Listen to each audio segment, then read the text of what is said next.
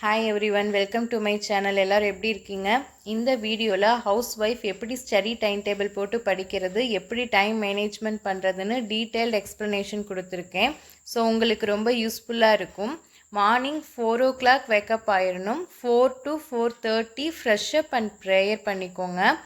4:30 to 6 ஒரு 1.5 hours study டைமுக்கு எடுத்துக்கோங்க. ஸோ அந்த டைம் ரொம்ப பீஸ்ஃபுல்லாக படிக்கலாம். உங்களால் 6:30 வரைக்கும் கூட படிக்கலாம். நான் ஏன் 6ன்னு போட்டிருக்கேன்னா, குழந்தைங்க ஸ்கூலுக்கு லன்ச் ப்ரிப்ரேஷனுக்கு 6லேருந்து ப்ரிப்பேர் பண்ண ஆரம்பித்தா தான் கொஞ்சமாவது ஹரிபரி இல்லாமல் நம்மளால் பார்த்துக்க முடியும். ஸோ அதனால தான் 6 o'clock வரைக்கும் போட்டிருக்கேன். நெக்ஸ்ட்டு 6 to 10 குழந்தைங்கள ஸ்கூலுக்கு அனுப்புறது, breakfast, lunch preparation and other house hold work இது எல்லாமே அந்த டைம்குள்ளே முடிச்சிருங்க. நெக்ஸ்ட்டு 10 to 1 உங்களுக்கு சாலிடாக 3 hours கிடைக்கும். அதில் உங்கள் ஸ்டடீஸ்க்கு நீங்கள் 2 hours அண்ட் 1 hourனு ஸ்ப்ளிட் பண்ணி GS and maths or Tamil and GS இப்படி 2 சப்ஜெக்ட்டுக்கு கூட டைம் எடுத்து படிக்கலாம்.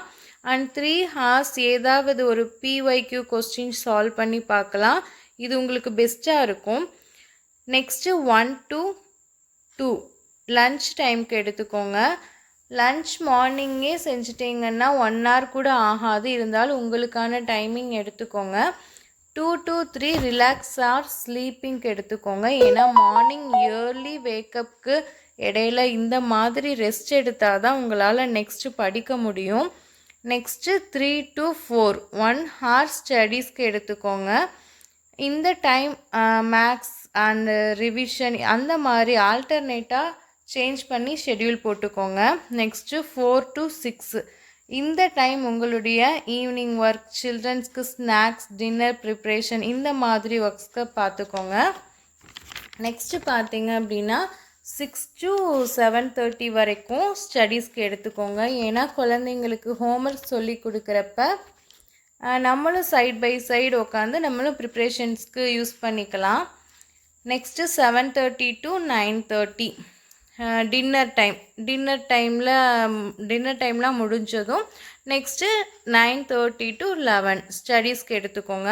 உங்களால் 11 நான் போட்டிருக்கேன். நீங்கள் அதுக்கும் மேலே டைம் ஸ்பெண்ட் பண்ணி படித்தாலும் சரி, 10:30 வரைக்கும் கூட படித்தாலும் சரி, நீங்கள் என்னென்னலாம் அன்றைக்கி படித்தீங்களோ அதை ஜஸ்ட்டு கோ த்ரூ பண்ணிக்கோங்க.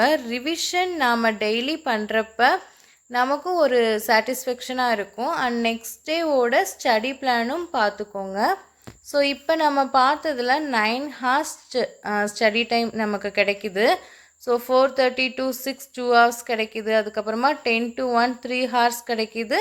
3 to 4 1 hour கிடைக்கிது. 6 to 7:30 1.5 hour கிடைக்கிது.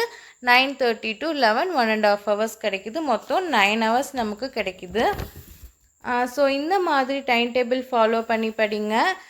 இல்லை ஸ்டார்டிங்கில் 9 hours ஸ்டடி பண்ண கொஞ்சம் கஷ்டமாக இருக்குன்னா என்னோடய ஷார்ட்ஸ் வீடியோவில் best study plan for house ஒய்ஃப்னு ஒரு டைம் டேபிள் கொடுத்துருப்பேன். அது 6 hours ஸ்டடி பிளான் தான். அதை செக் பண்ணி பார்த்துக்கோங்க. அதை ஃபாலோ பண்ணிவிட்டு கூட கொஞ்சம் கொஞ்சமாக 9 hours ஸ்டடி பிளானை ஃபாலோ பண்ணிக்கோங்க.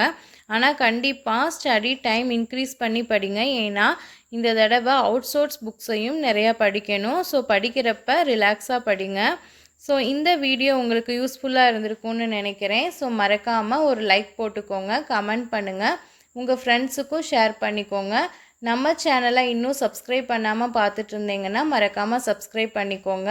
என்னோடய வீடியோவை ஃபுல்லாக பார்த்ததுக்கு ரொம்ப நன்றி. தேங்க்ஸ் ஃபார் வாட்சிங்.